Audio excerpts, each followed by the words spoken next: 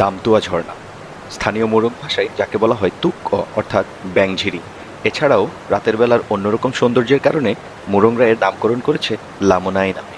তবে সে যাই হোক, চাঁদের আলো কিংবা দিনের আলো এর সৌন্দর্যের কাছে নির্বাক হয়ে তাকিয়ে থাকা ছাড়া আর কিছুই করার থাকে না।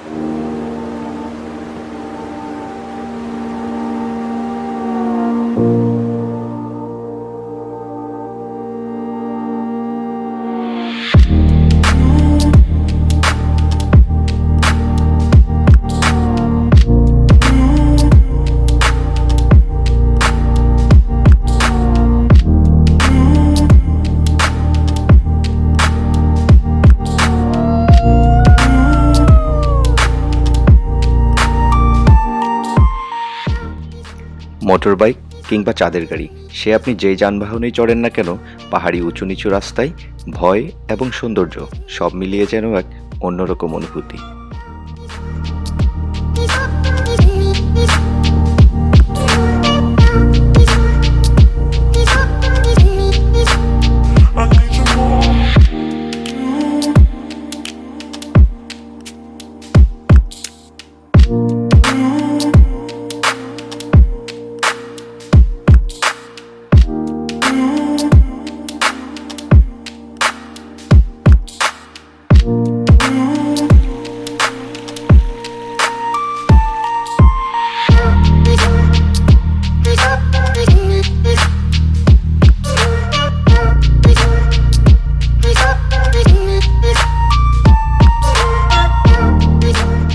আমরা কক্সবাজার থেকে আসলাম, দামতুয়ার দিকে যাচ্ছি, দামতুয়া ঝর্ণার দিকে।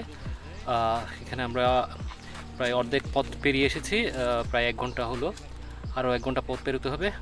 ওভারঅল প্রকৃতির যে নেচার, যেটা সিনারিও খুবই সুন্দর এবং খুবই চ্যালেঞ্জিং আসলে।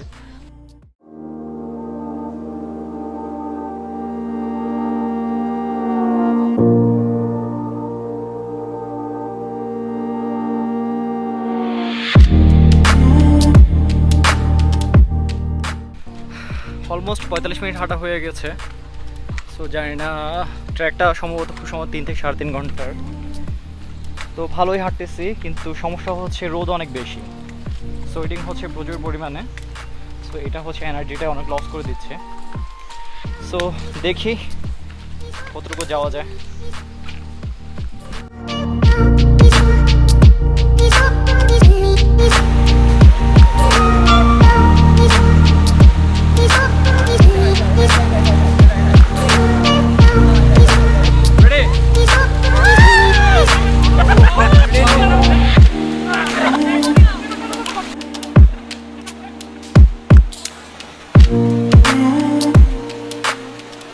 দামতুয়া যাওয়ার পথে একটা ঝিরি পড়ে, ওই ঝিরিতে আমরা একটু রিফ্রেশ হলাম।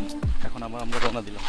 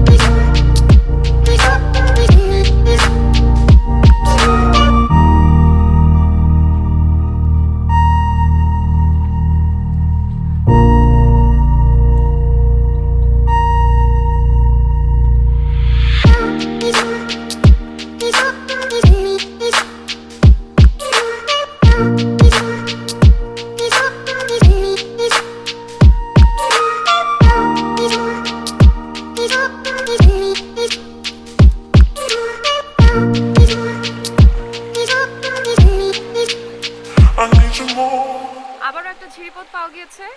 এত অসহ্য গরমের পর এই ঝিরিপথগুলো মাঝে মাঝে পাওয়াটা হচ্ছে ব্লেসিং, ট্রাস্ট মি।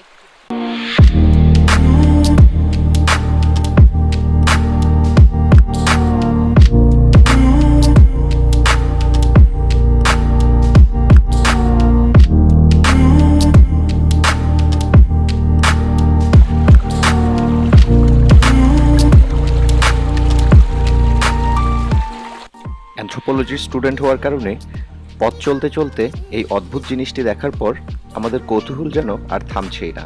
পরবর্তীতে আমাদের গাইডের সাথে কথা বলে বুঝতে পারলাম মুরংরা বর্ষাকালে এই পূজাটি করে থাকে তাদের গ্রামকে অশুভ কোনো শক্তি থেকে রক্ষা করার জন্য।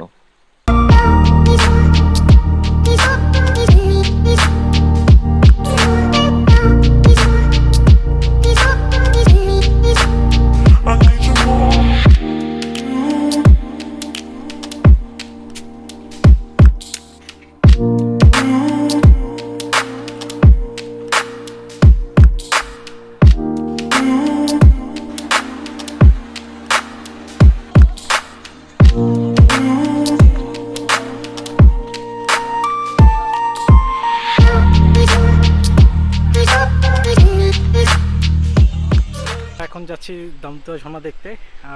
খুবই চ্যালেঞ্জিং রাস্তা, ঝিরিপথ, পাহাড়, উঁচু নিচু, বৃষ্টি পড়েছে, কিছুটা পথ কিছুটা ভেজা এবং কর্দমাক্ত ছিল। দেখা যাক, হাফ হয়ে চলে আসছি আর হাফ হয়ে যাব।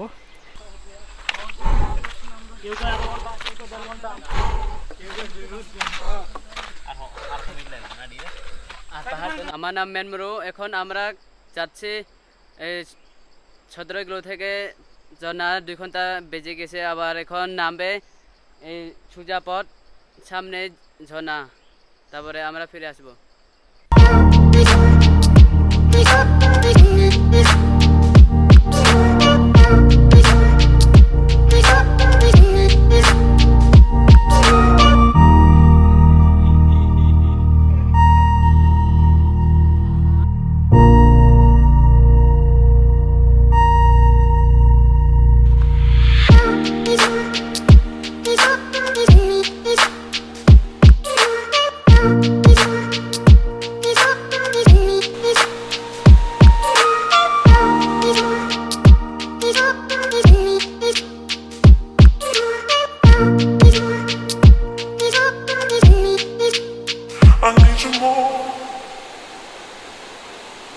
আমরা মেইন ঝর্ণার একটা কাছাকাছি চলে আসছি। প্রায় 2.5 ঘন্টা থেকে 3 ঘন্টা হেঁটে ফেলছি, আর 15 থেকে 20 মিনিট। খুব এক্সাইটেড ঝর্ণা দেখার জন্য।